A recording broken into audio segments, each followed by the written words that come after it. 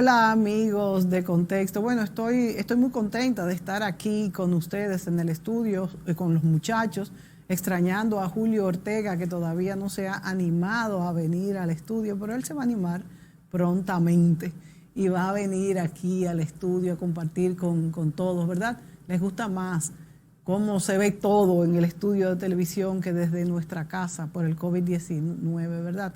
Bueno, hoy vamos a hablar precisamente de COVID, de esa causa que nos tiene recluidos en las casas y por lo que hemos grabado desde marzo de este año, desde nuestros hogares, cuidándonos de este COVID-19. A mí no me ha dado. A muchas personas que conozco les ha dado, algunos levemente, otros muy severos, y otros incluso que conozco han fallecido. Es una gran pena y por eso tenemos que seguir cuidándonos. Yo incluso abogo por mantener un toque de queda como hasta ahora, que tenemos es hasta las 9 de la noche, bastante amplio. Yo sé que la economía ha sufrido mucho, que tenemos un problema económico tan grande como el sanitario, pero son cosas que nadie puede tener pues todos estos hilos en la mano, manejar tan fácilmente. Es algo muy desconocido. Precisamente hoy tenemos de nuevo al doctor Rafael Encarnación, pediatra, intensivista, coordinador de la residencia del Robert Reed Cabral.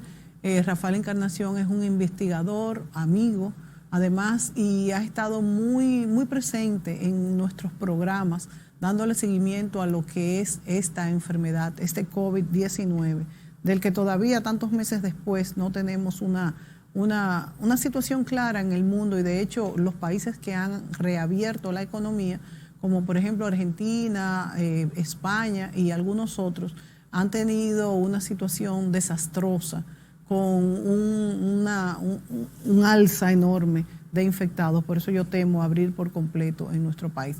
Doctor Rafael Encarnación, buenos días. Buenos días, Mónica. Bueno, nuevamente por aquí, conversando contigo sobre este tema que parece que nunca va a acabar. Y extrañando a Ortega. Intégrate, Ortega, te queremos. Intégrate, Julio. Te queremos, toma riesgo que esto va a durar, parece, mucho tiempo. Wow, ojalá que así no sea, pero eso parece, porque hasta que no tengamos la vacuna, ¿verdad? Habrán vacunas, hay tratamientos, sabemos mucho ya, sabemos bastante de lo que es esta enfermedad. Y ya podemos con cierta libertad manejarnos, solo que a veces nos apresuramos. Y al apresurarnos hemos tenido en algunos países, sobre todo esos que tú mencionaste, muchos problemas relacionados con la enfermedad y con el manejo de la economía y con el manejo de lo que son los propios pacientes. El concepto vacuna sigue siendo un concepto muy discutido, podríamos tardar. Yo te voy a hacer una pregunta. Horas. Yo te voy a hacer una pregunta, además de todas las demás que vienen después. Doctor Rafael Encarnación, usted ha sido elegido como paciente para que prueben en usted la vacuna. Lo vamos a inyectar dentro de un mes. Primero le vamos a hacer todos sus análisis. ¿Qué dice usted? ¿Cuál es su respuesta? No. Mi respuesta sería no. Ay, yo no sería caldo de experimentación para los distintos tipos de vacunas. Hay unas vacunas de modificaciones genéticas, ARN, ADN, y hay otras vacunas como el método antiguo de virus vivos atenuados. Cuando decimos virus vivo atenuado, ¿qué tan vivo es ese virus? Porque tengo entendido que hay vacunas de virus muertos o son atenuados cuando se dice así. En general son virus vivos atenuados, que tienen la cápsula o que tienen la parte interna, los componentes del virus, y esos virus despiertan en el individuo una inmunidad. Esa inmunidad va permaneciendo en el tiempo. Sin embargo, tengo entendido que cuando son virus vivos atenuados, sí se le puede poner todo tipo de personas, pero cuando son ARN o ADN, hay personas que no se lo pueden poner. No, justamente ARN y ADN son las vacunas más modernas. Sí, son las vacunas que están intentando ser más seguras, pero todavía no tenemos gran experiencia con ellas.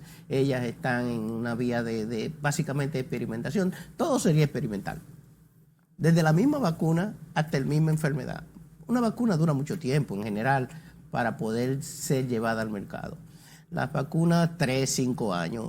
El proyecto Warp Speed, que es el proyecto que trata de que estas vacunas vayan más rápidamente ante la pandemia y que está apoyado por el gobierno norteamericano, ha dado esto, que tenemos tratando de tener una vacuna antes de un año sí, que es un tiempo récord. Pero, doctor, ¿no es cierto que como ya los coronavirus estuvieron en Asia hace pocos años, se comenzó el desarrollo de este tipo de vacunas y que hay como un bagaje de información? ¿Es esto cierto? Sí, sin embargo, la vacuna del SARS, que se elaboró finalmente y que después no tuvo las repercusiones porque la enfermedad se detuvo y al no tener más allá, entonces la vacuna pues también se detuvo. Igual pasó con el ébola, donde llegamos bastante avanzado con lo que podría ser una vacuna efectiva. En este caso tenemos un virus que ha hecho mutaciones, que ha sido un virus que se ha ido moviendo, pero el asunto de manejar ARN, manejar ADN y manejar esta parte genética hacia un organismo que va a dar una respuesta que podría ser genética y modificar el esquema genético de la persona ha traído muchas dudas. El método antiguo ya conocido de virus vivos atenuados y de partículas virales, pues también ya es más conocido, no altera genéticamente, tiene sus detractores, pero en general ha sido bien probado. Pero la estructura genética viral como elemento de llevar hacia otro individuo con una estructura genética diferente ha creado mucha controversia. ¿Tú tienes noticia de si la vacuna del COVID se está trabajando también en virus vivos atenuados? Sí, también. Sí. De las dos formas, entonces. Sí, hay muchos proyectos. Los proyectos ARN, ADN de Oxford, de Pfizer, de Moderna. Estos grupos, que son los que más conocemos, recuerda que hay otro grupo trabajando en Rusia y hay otro grupo trabajando en China, que son los tres que están más avanzados en América, incluyendo China, que no tenemos la información completa, correcta, sobre qué está pasando, y la vacuna rusa, que también sigue siendo algo misteriosa en términos de hacia dónde vamos. Pero las que tenemos más control, porque fueron abiertas al público, incluyendo sus protocolos, son estas tres vacunas que están entre Estados Unidos e Inglaterra. Que son Moderna, BioNTech, AstraZeneca y la de Oxford, que son las vacunas que están más avanzadas. De hecho, una de ellas, Moderna, termina su tercera fase en este mes, teóricamente, termina su proyecto de tercera fase el 27 de este mes, a la fecha programada. Sí. La otra vacuna, la de Pfizer, termina en diciembre y la última, la de BioNTech, termina en abril del año que viene. Que son los tres proyectos más avanzados que tenemos en esta zona. Esos tres proyectos pretenden que la vacuna sea efectiva y están todas en fase 3. Es decir, que esperamos que den resultados, pero, como te digo, hay muchas controversias, hay muchas dudas, hay científicos que no creen en esta vacuna, hay una efectividad no demostrada. Todos decimos que si la vacuna es menos efectiva, el 50% no tiene sentido. La vacuna tendría que tener una efectividad por encima del 60%. Se ha hablado mucho de que si la vacuna no es efectiva, entonces el rebaño tendría que llegar, la inmunidad de rebaño, que nos dé. Y cuando la inmunidad de rebaño llegue a un 70-90%, pues estamos todos protegidos. ¿Tú crees que nosotros ya en nuestro país tenemos cierta inmunidad de rebaño debido a que realmente se han infectado muchas personas y que ha bajado un poco la curva en el último mes, vamos a decir?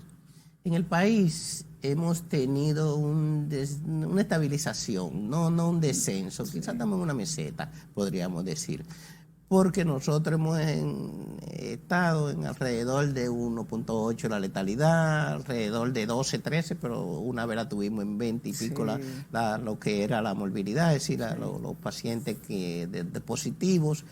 Pero nosotros en ningún momento hemos llegado a hacer pruebas suficientes como para tener esa información.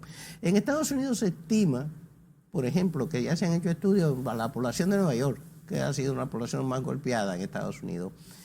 Solamente hasta el 5% aproximadamente de la población se estima que tiene defensa, que ha padecido la enfermedad y ha rebasado la enfermedad. Cuando tú esperas que una vacunación o inmunización de rebaño, inmunización comunitaria, como le llamamos también, por contacto con una enfermedad, te llegue a un 70-80%, fíjate, allá solamente andamos en eso. En nuestro país todavía adolecemos de una cantidad de pruebas que nos permita hablar de inmunidad de rebaño. También, Rafaelito, depende de la cantidad, de la carga viral que se adquiera. Por ejemplo, si yo tomo, tal parece, ¿no? Una carga viral muy débil, puede ser que yo me dé el virus poquito, suave, vamos a decir, y yo quede inmunizada. Pero si yo adquiero una carga viral muy fuerte, tal parece que me va a dar. ¿Eso todavía se mantiene, esa teoría? La teoría de la replicación viral en cada huésped. ¿Qué tanto se puede reproducir el virus en tu persona? Se ha hablado de condiciones. En términos generales, el virus se replica, ya se ha demostrado cómo aborda la célula del cuerpo, cómo cambia su estructura genética y él se multiplica. La replicación Una pregunta viral. antes de que tú continúes. Eso es lo que yo pensaba, que aunque yo obtenga una pequeñito carga viral del virus, mi cuerpo es que va a ser el responsable de replicarlo mucho o no. No importa si si adquiero mucho virus o poco virus, ¿es así? Este concepto que es donde tú quieres porque como llegar, que a mí me parece, que es el concepto de carga viral. Sí. ¿Cuántos virus mi cuerpo puede manejar y controlar? ¿Y cuántas respuestas puede dar mi cuerpo en términos de la respuesta inicial inmediata? Y en el periodo de ventana, que son 3 a 5 días después del contacto, ¿qué tanto yo puedo controlar este virus para no tener enfermedad? Y el concepto de enfermedad como alteración de la homeostasis, como alteración de la regulación del cuerpo. Entonces, ¿estoy yo enfermo o estoy yo colonizado? Si no tienes síntomas, si nunca padeces síntomas, si nunca te da nada, tus defensas funcionaron.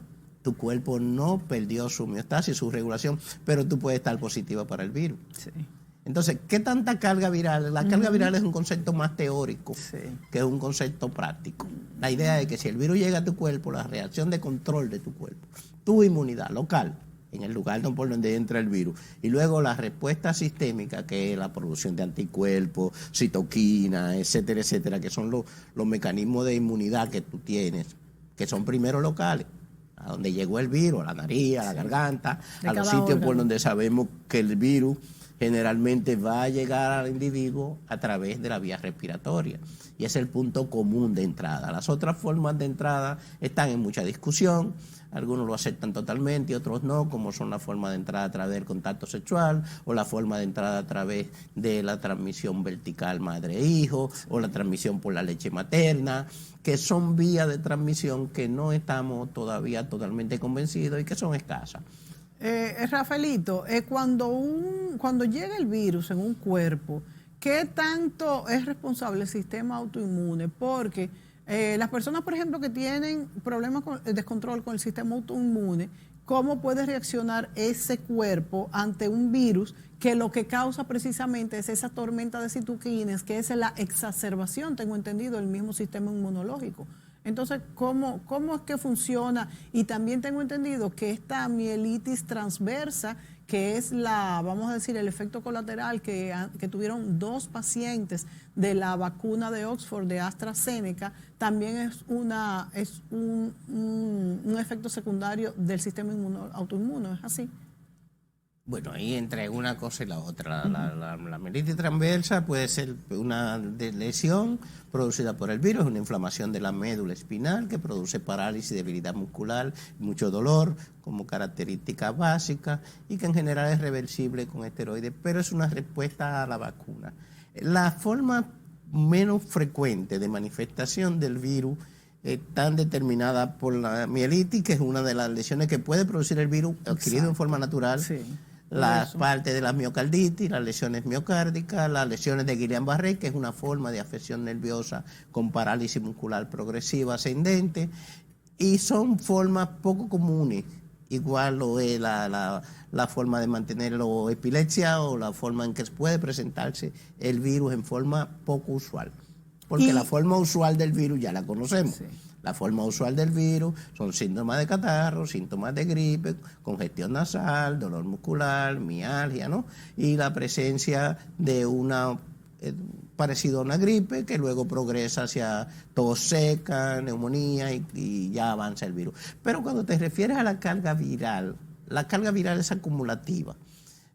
Digamos que si tú te pones hoy, y yo me pongo hoy frente a ustedes, y yo tengo una carga viral de la que tengo hoy, podría tener esta carga viral y mi cuerpo manejarla, pero mañana tengo otra exposición y vuelvo a tener más virus. Entonces los virus se van acumulando en mi sistema respiratorio y van multiplicando. O sea, y entonces el sistema autoinmune se va como agotando. Ese agotamiento, entre comillas, es una respuesta inicial a la entrada del virus a tu cuerpo.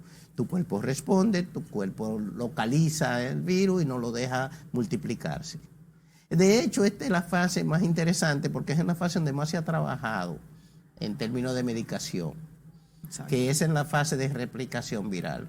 El cóctel, por ejemplo, a Donald Trump. Sí, le pusieron este cóctel. ¿Cuál fue el protocolo? Este cóctel que impide la replicación viral. ¿Cuál fue hasta un 99%.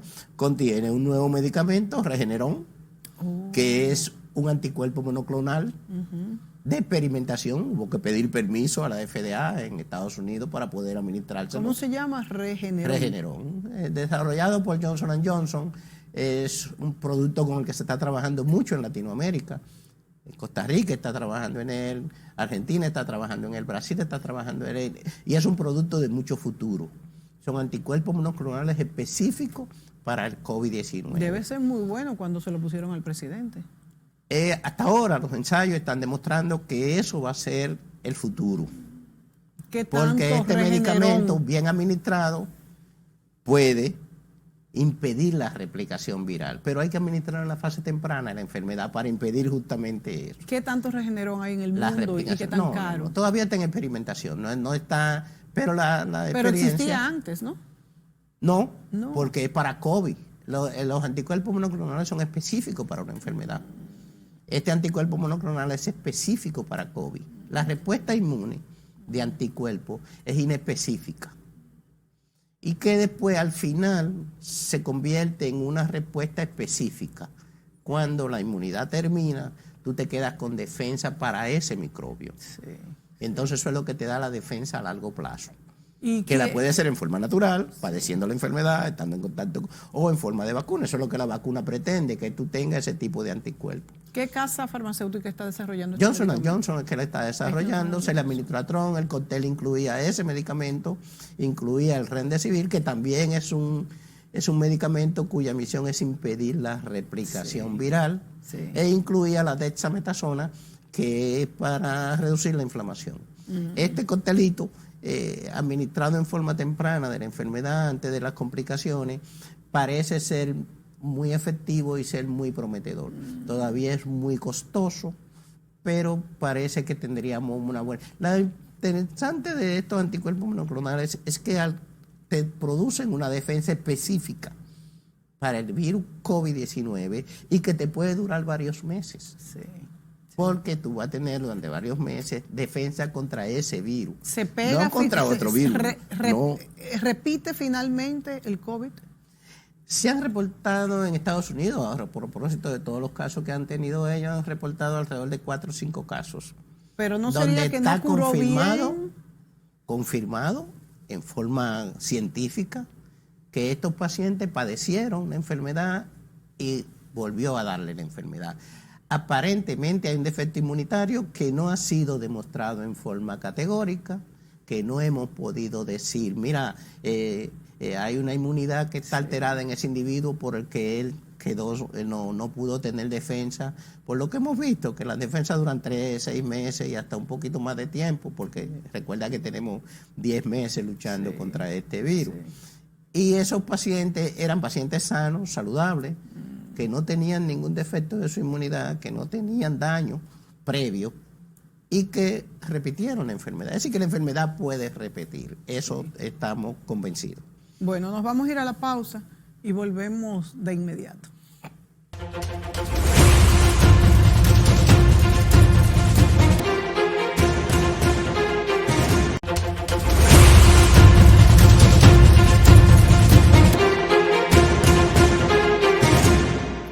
Hoy conversamos con el doctor Rafael Encarnación, pediatra, intensivista, muy conocedor de todo este proceso del COVID, porque ha estado como coordinador de la residencia del Robert Reed Cabral y además es un estudioso de estos casos. Rafael Encarnación, hemos hablado, además de la vacuna, de cómo han evolucionado los tratamientos para el COVID-19 y que ya incluso existe lo que es el Regeneron, que fue lo que usó Donald Trump, y tuvo vamos a decir, una infección pasajera, se usó al principio. También hablamos del Remdesivir, que ya habíamos hablado en otros programas, que no lo tenemos en el país, por lo menos. Sí. Sí, ya lo tenemos en el país. Pero es caro. Es caro, sigue siendo costoso, y el faviparil, inclusive en el nuevo protocolo de tratamiento, Rafaelito, yo me refiero, no lo tenemos eso es lo que me refiero, en el protocolo del Estado, ya está. Sí. El nuevo protocolo, el que se modificó recientemente, incluyó el Remdesivir como parte de y la está terapia. El Remdesivir, ¿y cuál es el otro que también se usa, pero en la otra fase? La desametasona siempre ha sido, el faviparil. No. Ese es el que viene de Rusia, que es el faviparil, que también es un antiviral muy parecido al Remdesivir, pero que viene del área soviética. El Remdesivir también se usa en la primera fase. Sí, su misión es impedir la replicación viral. De hecho, combinado con el Regeneron, tienen una efectividad. Entonces ya está en los hospitales el Remdesivir. El Remdesivir, sí. Eso es una gran noticia. Sí, el Estado lo incluyó y lo están importando. Y aquí lo que no vamos a tener es el Regeneron, porque es algo nuevo. No, es algo que todavía no está en el mercado, no se ha aprobado, inclusive para su uso en Estados Unidos hubo que pedir una autorización de la FDA. ¿Tú has visto una variación con estos tratamientos, doctor? ¿Tú has visto que los pacientes realmente están reaccionando? Porque antes veíamos que la mortalidad era mayor. Aunque no es que estamos entre los más bajos de Latinoamérica, pero estamos en el medio, vamos a decir, en la región, pero el mundo entero, porque vamos caminando conjuntamente. ¿Cuál es la variación que se ha visto del tratamiento para el COVID al principio de año y hasta ahora, en cuanto a los tratamientos y su efectividad? Hemos visto un cambio en el tratamiento, pero lo que más ha impactado ha sido la detección, hacer pruebas para detectar a los pacientes enfermos. Y detectar los pacientes enfermos implica poder separarlos, poder aislarlos y poder hacer el proceso de tratamiento en los casos en que pueden ser tratados tempranamente. Pero seguimos con las mismas estadísticas. 85-90% de los pacientes van a ir solo hacia la enfermedad, van a ir con una evolución favorable, van a tener su enfermedad con pocos síntomas o asintomática, y un pequeño 10-15% va a tener circunstancias que lo llevarían al hospital. ¿Cómo está trabajando? ¿Cuál es la situación del sistema hospitalario en este momento, tanto público como privado en el país? En este momento, el virus hemos visto un comportamiento que es interesante, porque ya sabemos mucho. De hecho, ayer habíamos revisado literatura sobre el tema, sobre el virus que desencadena una enfermedad. Y en este caso vimos como en la unidad de intensivo teníamos una niña diabética que había hecho una recaída. Y habíamos tenido varios casos de diabéticos nuevos en niños. Buscando qué pasa. Encontramos la literatura de agosto. En agosto habían salido alguna literatura diciendo que el virus podía producir de recaídas en pacientes diabéticos controlados, y podía producir debut para pacientes que no eran diabéticos y que debutaban como diabéticos asociados a la enfermedad. Detectamos uno, porque es como vamos conociendo la enfermedad. Detectamos uno en el día de ayer, en este fin de semana, que había ingresado en nuestra unidad el jueves pasado. Lo trasladamos a la unidad de COVID en el día de ayer, y ahí se detectó un caso que pudo haber infectado a mucha gente, o pudo haber infectado a 1% del personal de salud. De hecho, la unidad de intensivo del hospital en este momento la tenemos cerrada, con los pacientes que estaban bloqueados. O sea que no entró con por la unidad COVID. bloqueado. Él ya no entró por COVID, entró por una recaída de su problema diabético. Que lo hemos visto mucho con enfermedades crónicas que han ido... Entonces, ¿tú asocias la recaída de su enfermedad diabética con la infección del virus? Sí, porque habían salido publicaciones en Inglaterra y en otros países sobre justamente la asociación entre el COVID la presencia de debut de diabetes en niños y la presencia de recaídas en pacientes previamente controlados. Sí. Si el paciente está controlado como diabético, hace la enfermedad de COVID, hace una recaída y entra y llega en estado grave, en cetoacidosis, en una condición seria de enfermedad, cuando este paciente hace unos días estaba controladito, estaba bien, estaba haciendo una vida común, y otros que no se sabía que eran diabéticos y de repente debutan como diabéticos asociado al COVID. O sea que las dos Esas cosas son de las cosas que vamos aprendiendo, porque del COVID hemos ido aprendiendo junto con él, con sus mutaciones y con los diferentes países. En nuestro país hemos estado teniendo un control bastante efectivo. Yo diría que en términos estadísticos en la zona andamos por el lugar 10, aproximadamente en lo que son el número de enfermos. Ya tú sabes que andamos por 120,000 enfermos aproximadamente, y en mortalidad andamos por alrededor de 2,100 muertos. Sí. Entonces, pero si tú nos comparas con la zona, estamos entre el lugar 10, el lugar 14 de 20, 18 países, no estamos tan mal, pero tampoco estamos entre los mejores de la zona. Y se ha mantenido la letalidad de la enfermedad, se ha mantenido alrededor de 1,80, 1,80 y algo. Y hemos mantenido, lo que no hemos logrado es el control por la falta de pruebas, que ha sido una constante. Tenemos capacidad hospitalaria. La capacidad hospitalaria no se ha agotado. Hubo un momento, no sé si tú recuerdas, donde teníamos agotada la capacidad hospitalaria. No había cama en ningún lugar. No había cama, estábamos al borde del colapso del sistema sanitario, pero esto con los toques se ha de revertido. Se ha revertido, que es lo que yo creo. Ahí hay muchas discusiones sobre el toque de queda. Porque también la economía. Las motivaciones básicas para esta desescalada, que como tú decías, en Argentina iba perfecta entre los países de América Latina, con confinamiento progresivo, bien sostenido, y de repente hacen una desescalada brusca, hacen una apertura brusca y se convierten en el país con más muertes en América Latina. De hecho, América Latina está aportando una gran parte de la mortalidad, y en términos relativos, población muerta, América Latina aporta más que Europa y que Asia. Wow. Incluyendo Estados Unidos. Es decir, América Latina está aportando los muertos en términos relativos. Pero nosotros, con todas estas medidas de apertura, hay que ser cuidadosos.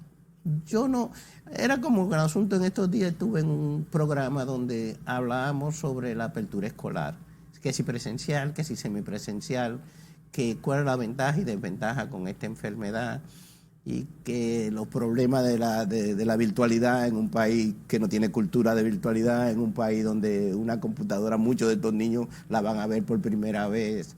¿Qué tanto este año tú puedes llevarlo a que sea exitoso en términos de académicos? Probablemente muy difícil, por no decir imposible. La semipresencialidad pudo haber sido una alternativa, pero optaron por una opción costosa. Pero había un problema también, y todavía lo tenemos, un problema económico muy serio. Muy serio. Un problema económico muy serio, en una economía difícil como la de nosotros, que depende del turismo, de ciertas cosas, que obliga. Yo estoy hablando ya de la parte sanitaria, donde yo trabajo, donde yo estoy. Ya estamos hablando de la parte económica, donde la gente necesita producir dinero, donde la gente necesita salir. Y esto es para la gente productiva. Porque si hablamos de los envejecientes y de los más viejos, que ya no son tan productivos, por decirlo así, pero que tampoco puede tenerlos confinados. No, y de hecho hay muchísimos problemas de depresión y ese tipo de cosas con las personas de la tercera edad. Un estudio reciente nos puso en 5% de depresión asociado al COVID. Aquí en la República Dominicana, sin estudios muy controlados, por decirlo así. Hemos tenido un aumento del maltrato infantil, hemos tenido un aumento de la violencia doméstica. Hemos tenido un aumento de la violencia doméstica. Las familias metidos entre la casa. Un aumento de los suicidios y una distorsión de la relación familiar. En estos días ponía yo en mi estado, en mi teléfono, en mi WhatsApp, ponía en mi estado, ¿qué tanto te ha costado emocionalmente la nueva virtualidad? la nueva relación con tu familia, la nueva relación con tu gente. ¿Qué tanto te cuesta? Es muy costoso el confinamiento. Esa sería una buena encuesta, ¿eh? Se han hecho algunas cosas a través del 5%, pero ¿qué tanto te cuesta? ¿Te ha costado a ti emocionalmente este tipo nuevo de relación? Para los jóvenes también, hablamos de la tercera edad, pero para los jóvenes es muy fuerte. Muchachos muy jóvenes, con demasiada energía, estar confinados dentro de la casa, que no pueden estar con los amigos, que no pueden socializar, es también muy fuerte. Bueno, la Organización Mundial de la Salud ahora ha recomendado que los confinamientos prolongados sean eliminados de la parte de la terapéutica. Nosotros, por tanto, tú le das un espacio a la apertura, no solamente la parte económica, sino en la parte de lo que es la... Ahora, la protección para la prevención, que es lo que debemos seguir cuando hablamos de toque de queda. Es que las personas la pierden. Exacto, cuando hablamos de toque de queda, cuando hablamos de confinamiento, es la prevención. Sigue siendo la mascarilla el elemento básico. La separación y el distanciamiento siguen siendo medidas temporales. Nosotros entre nosotros dos hay casi 2 metros. No podemos el distanciamiento tenerlo como una medida definitiva. Es una medida temporal. Es lo que te digo. Porque, por ejemplo, mira, nosotros estamos bastante lejos, pero estamos en un lugar cerrado. Pudiera haber cierto contagio, por ejemplo, entre tú y yo en este momento. Me recuerda tú ahora otro artículo reciente que teníamos, el silencio como forma de control. Imagínense, alejados y en silencio. Exacto. Entonces, el silencio como forma de control, la nueva modalidad de control que tendríamos. Si tú hablas 16,000 palabras, por ejemplo, en este artículo revisamos esta parte, 16,000 palabras en un lugar cerrado, es equivalente a toser alrededor de 150 veces. Ay, Dios mío. Si tú hablas 16,000 palabras, que es lo usual, en un tren, en el caso del tren o en el caso del lugar cerrado, es equivalente a que tú tosas 150 veces. Es decir, que tú estás propagando el virus con el hablar, tanto o más que si tú estuvieras tosiendo, porque ya aceptamos la parte de la aerosolización, de que cuando tú hablas, el virus sale al medio ambiente. Vamos a tener que hablar así, señores, miren, así es que vamos a tener incluyendo con mascarilla. ¿Cómo? La mascarilla va a reducir esa expresión en un 5 a 10%, porque la mascarilla es una protección limitada. Wow. Entonces te dicen, no hable. Bueno, el silencio... Porque ese sería el colmo. El silencio como una medida de protección a los demás, sobre todo en lugares cerrados. O sea que ya vamos a tener que hablar todo por el celular. Si usted va al sitio donde se reúne con gente, en lugar cerrado, hable lo menos posible. Y usted está contribuyendo a que el virus circule menos. Dios mío. Es una nueva medida. Tú dirías, bueno, esa acompaña al lavado de manos, esa acompaña la mascarilla. En un ascensor, y esa acompaña el distanciamiento. Cuando si usted me estoy maquillando aquí en el canal, que nada más he venido 2 veces, pero cero hablar. Si usted ve un ascensor, pues vaya callado. Y en eso usted está contribuyendo a no propagar el virus, porque recuerda que más del 40% son asintomáticos, no tienen nada, están viviendo una vida normal. Sí, si te iba a preguntar ahorita, Rafaelito, cuando tú hablabas de esta niña que es diabética y se entró a cuidados intensivos aparentemente por diabetes y tenía COVID, entonces ahí vuelve la pregunta de que hacíamos a principio, en marzo, en febrero, cómo darnos cuenta, cuáles son esos primeros síntomas, porque es que se confunden mucho. Bueno, por eso te digo, porque es que vamos sabiendo, vamos conociendo mucho de la enfermedad, y estos 10 meses nos han dado la posibilidad de conocer a este virus, de conocer cómo se expresa, sus distintas expresiones. Ya hablamos de expresión inusual del COVID. Y ya hablamos de que el Guillain-Barré puede ser una expresión de COVID y que la miocarditis, inclusive ahora decimos, bueno, pero hay niños que padecen COVID y hay personas que padecen COVID. Tú dices, el que padece COVID grave debe durar alrededor de 6 a 8 semanas sin hacer deporte, por ejemplo. A la gente que padece COVID, una lesión posterior que puede aparecer, que puede, sobre todo en el corazón, una forma de miocarditis. Que es más bien inflamación, ¿no? Que es una miocarditis, una inflamación del corazón y de su sistema de conducción, que lleva a una arritmia y esta arritmia puede llevar a la muerte. ¿Y por qué será, doctor, que en cada organismo, al ser distinto, se va para un sitio diferente. Lo más frecuente es en el pulmón, que también es inflamación, y por eso la dexametasona, pero también puede ser inflamaciones en otros, como por ejemplo en el cerebro, se ha visto, en el corazón. ¿Por qué? Porque se va para distintos órganos. Es una forma de presentación del virus. Sobre todo en niños hay una forma de presentación multisistémica, la llamamos el síndrome multisistémico de inflamación multiorgánica en niños, que se manifiesta por inflamación en diferentes órganos, pero aparentemente hasta ahora el órgano más afectado sigue siendo, aunque creemos que no, directamente el corazón e indirectamente directamente el pulmón, pero indirectamente el corazón. Y el corazón es el que cuidamos, porque estamos viendo muerte súbita, estamos viendo infarto, estamos viendo la miocarditis, que puede durar mucho tiempo después de padecer la enfermedad y que puede conducir a la muerte en pacientes que han tenido la enfermedad, sea esta en forma leve o en forma grave. ¿Ha subido esa proporción, ese porcentaje? Sí, eso es lo que estamos viendo. O al menos se han dado cuenta. De hecho, por ejemplo, si tú eres deportista y has tenido COVID, tú no puedes regresar al deporte sin haberte hecho un electrocardiograma. ¿Qué pasaría si yo tengo inflamación, o sea, miocarditis, y hago ejercicios? Puede hacer una arritmia y esa arritmia puede ser fatal. La arritmia es que el corazón late, entonces hace y puede entonces hacer una parada cardíaca que te puede conducir a la muerte. Interesantísimo. Volvemos después de la pausa.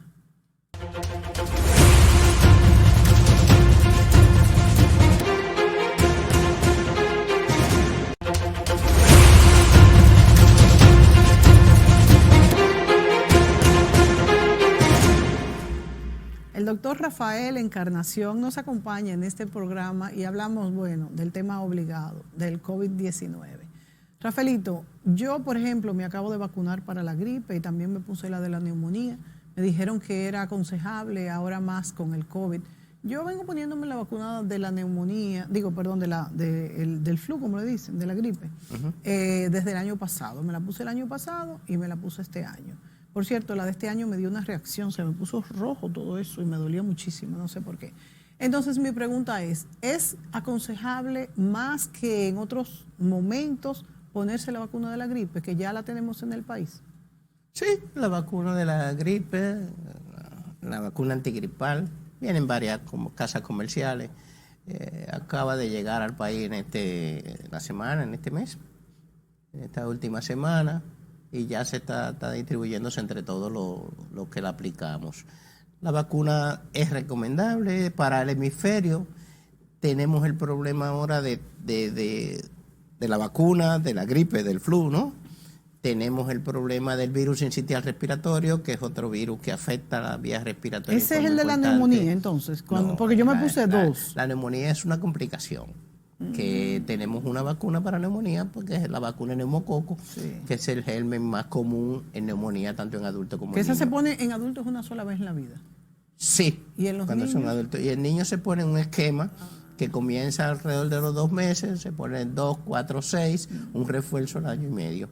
Y ese es el esquema para niños. Es la vacuna de Prevenal 13 que cubre contra el neumococo. ¿Y la 23? ¿Esa es la de la...? La 23...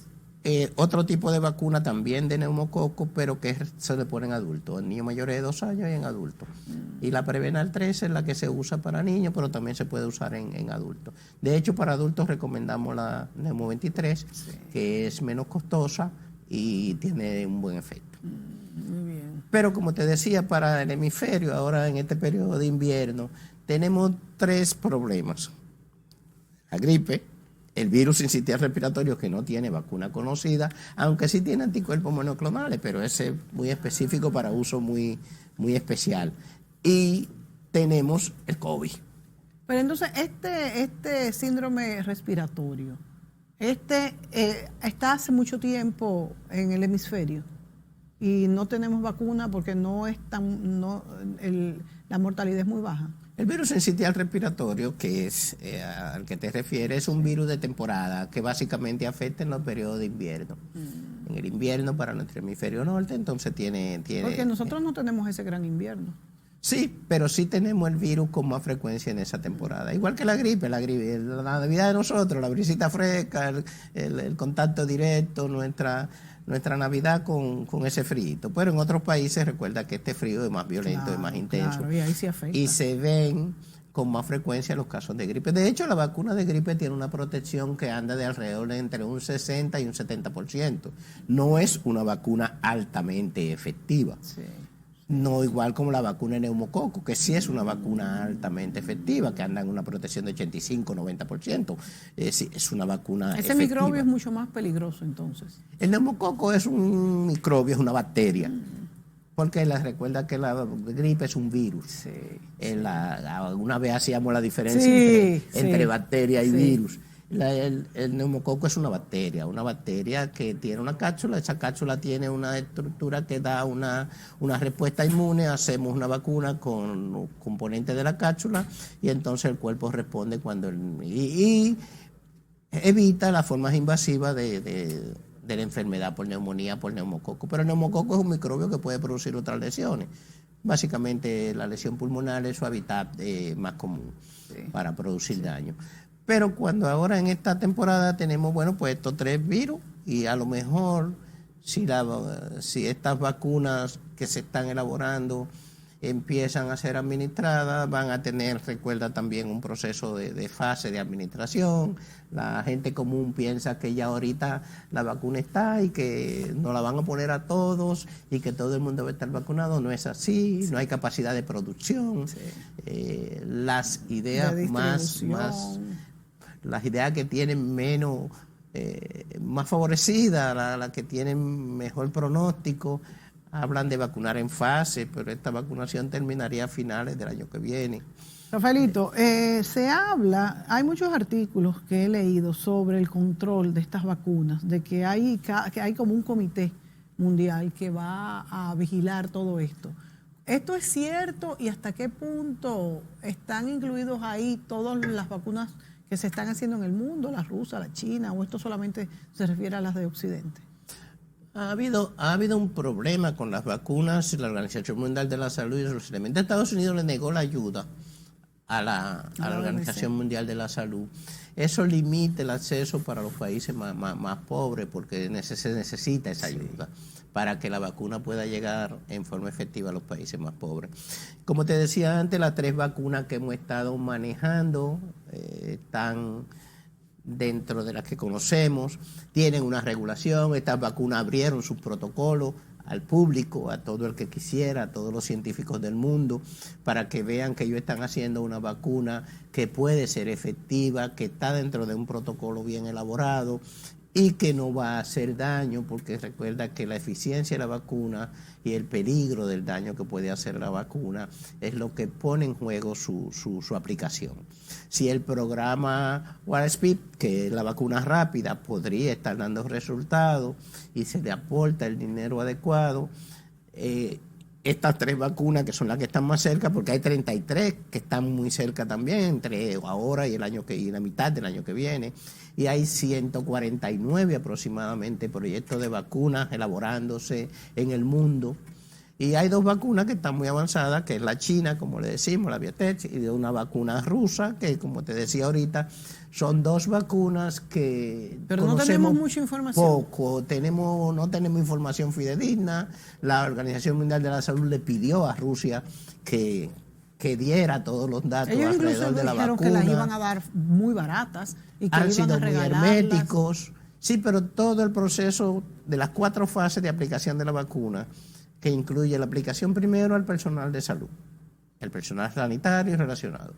La segunda fase para las personas que están en contacto con otras personas, policía, profesores, maestros, etc. La tercera fase para la gente común. Y por último, una pequeña fase para los grupos más especiales. Estamos hablando de que desde diciembre o enero, si empezáramos la vacuna en esa fecha, tuviéramos el año entero en ese proceso, claro, para que la vacuna llegue. Tendríamos entonces todavía este año de pandemia. Confiar en la inmunidad de rebaño ha sido un juego peligroso. La Organización Mundial de la Salud no lo recomienda. Sí. Esta inmunización comunitaria debería alcanzar un 70-90%, y no se recomienda porque el costo en vida puede ser muy alto. Rafaelito, hay unos medicamentos que los han recomendado en todos los lugares del mundo, incluso aquí, de algunos médicos, no se sabe si esto está aprobado, pero te lo pregunto, que dicen, bueno, hay uno que es un polvito en la nariz, me han dicho que puede evitar que entre el virus. Y hay otro que son unas pastillas que se toman cada 12 horas, creo que por 3 días, y también impide que entre el virus. ¿Tendrá alguna posibilidad esto de tener efecto? Ha habido mucho... ¿Sabes que en una pandemia hay mucho temor? Bueno, yo me tomé la ivermectina, ya yo voy por la segunda dosis. Ahora todavía hay una segunda fase de investigación con la ivermectina, pero a dosis más alta. Sí, yo me tomé 4. A dosis más alta de la que se estuvo tomando cuando yo, muchísimos amigos que le han dado el virus me dicen que desde que se tomaron la ivermectina, pues ellos mejoraron totalmente. Sin embargo, la ivermectina como medicamento no pasó. No pasó a ser parte de los protocolos en ningún país organizado, en ningún país organizado del mundo, y no porque fuera barata, y no porque fuera, sino porque realmente los estudios de fase avanzada del producto no fueron efectivos. Sin embargo, hay ahora otra investigación usando la misma ivermectina, pero en dosis más alta, porque lo que se luchó contra la ivermectina era que en esas dosis, que eran inocuas para el ser humano, no eran efectivas, pero que en dosis más altas quizás pudieran ser efectivas. Se han iniciado algunos trabajos con dosis más alta de ivermectina. Porque me dicen que queda en la sangre y te puede proteger por varios... Sí, impide la replicación viral y usada temprano podría ser efectiva, pero... ¿Y como prevención? No, como prevención no. Sí usada en fase temprana, porque el problema es básicamente la replicación viral. Pasa lo mismo con la... Tocilizumab, que ese es cuando ya está en que tú me dijiste que ese era también... El tocilizumab es una droga de uso de avanzado, cuando la enfermedad ha avanzado mucho, cuando la enfermedad está en la fase de respuesta de tormenta de citoquinas, que es la interleuquina 6, que es una citoquina. Las citoquinas son anticuerpos inespecíficos. Entonces, esta droga puede reducir tu respuesta. O sea, ese ya es una droga que se utiliza cuando la enfermedad ha avanzado, no como el Remdesivir que se usa al principio. Exacto, sí, porque son drogas de uso en diferentes fases de enfermedad. Cuando tú hablas de usar el tocilizumab, que es un anticuerpo, ¿no?, que es para tú reducir la respuesta. ¿Esos son drogas que se usan en sangre? ¿Cómo es que se usan? No, son endovenosas. Son endovenosas. Sí, se usan y tú vas a reducir la respuesta inmune del individuo, porque de esa respuesta te defendiste y te hiciste daño tú mismo. Entonces, eso va a reducir tu respuesta, sobre todo la interleuquina 6, que es pues la que produce la gran inflamación y gran problema. Tú la puedes reducir un poquito con el uso de tocilizumab en fase avanzada de la enfermedad, en pacientes en ventilador, en pacientes con insuficiencia respiratoria. En esos casos el tocilizumab puede ser efectivo. La gente le tiene mucho miedo al ventilador y se dice, no, porque el que llega a un ventilador ya no se salva. ¿Cuál es vamos a decir, el porcentaje que tenemos en el país de las personas que han utilizado ventilador y han salido después con vida? La respuesta es, para darte número, no, pero 1 de cada 4, 1 de cada 5 que entra al ventilador muere. Bueno, pero entonces hay otros 3 que se salvan. Sí, estamos hablando de una mortalidad que varía asociada al paciente que entra en el ventilador entre un 20 a un 25%, lo cual es una mortalidad muy alta. Sí, muy alta. Y las personas que van al ventilador generalmente son personas que tienen otras enfermedades además del COVID, ¿no?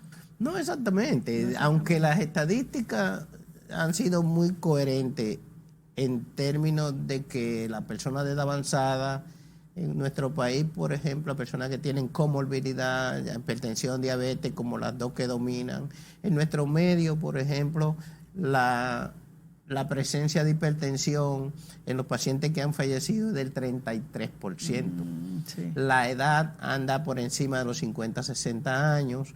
Entonces, los grupos de avanzada edad y los grupos asociados a enfermedades previas, en verbigracia, diabetes, hipertensión o la combinación, recuerda que a veces andan juntas la diabetes y la hipertensión, pero más de una cuarta parte de los que han fallecido han tenido diabetes y más de una tercera parte de los que han fallecido han tenido hipertensión. y más de las 2/3 partes de los que han fallecido tienen más de 50 años. Sí. Estamos hablando que la combinación edad, hipertensión, diabetes, es una combinación que puede ser peligrosa y que se asocia a una alta mortalidad. Hay una discusión que me parece un poco pueril incluso, y es que si yo tengo tal o cual tipo de sangre, es más severa mi infección. Eso como que no tiene como tanto, ¿verdad? Quizás no lo sabemos, pero eso es estadístico. El grupo A tiene más peligro, no sabemos por qué. Pero eso todavía no sabemos, no le damos una explicación. Pero realmente el porcentaje es suficiente para decir que sí, que el grupo A tiene más peligro. Y creo que es el A positivo, no el A negativo. Sí, el A positivo. Sí. El grupo A positivo, el grupo A en general, es el grupo de mayor peligro. ¿Por qué? No sabemos por qué, su respuesta es más pobre y son más afectados. Sin embargo, en términos de mortalidad se parecen mucho a los otros, pero son más afectados.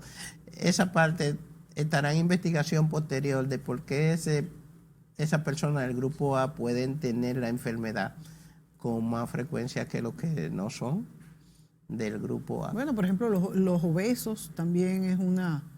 Constituyen un grupo de riesgo, pero los obesos se había asumido como un problema relacionado con el metabolismo del virus, su desarrollo y la presencia de grasa. Hasta ahora tampoco eso se ha sido muy demostrado. De hecho, los obesos para cualquier tipo de enfermedad tienen un riesgo aumentado. Claro. Rafaelito, se nos acabó el tiempo. ¿Algún mensaje, algo que se nos haya quedado que tú quieras decirle a los amigos televidentes? Tú que siempre nos aclaras tantas dudas. Es necesario, como yo pienso, que hemos entrado en una fase donde se trata de... El Estado pidió que se le diera nuevo permiso para mantener el toque de queda. Es necesario que trabajemos esta parte, que estemos presentes en lo que es la reducción de la comunicación física, es decir, el contagio, el acercamiento entre personas, sin distanciarnos tanto que afecte nuestra estabilidad emocional. Es un medio donde estaríamos en un happy medium. El uso de la mascarilla sigue siendo un recurso que tenemos que seguir agotando. El uso del lavado de manos también es un recurso que tenemos que seguir agotando. Y los grupos de mayor vulnerabilidad tenemos que seguirlo protegiendo. Confiamos en que los anticuerpos monoclonales anti-COVID-19 estén disponibles prontamente y que la vacuna podría empezar a usarse entre finales y principios del año que viene, para sobre todo el personal de salud. Bueno, muchas gracias al doctor Rafael Encarnación y a ustedes, amigos, gracias por sintonizarnos y contentos de poder estar aquí desde el estudio transmitiendo estos temas de interés. Hasta la próxima.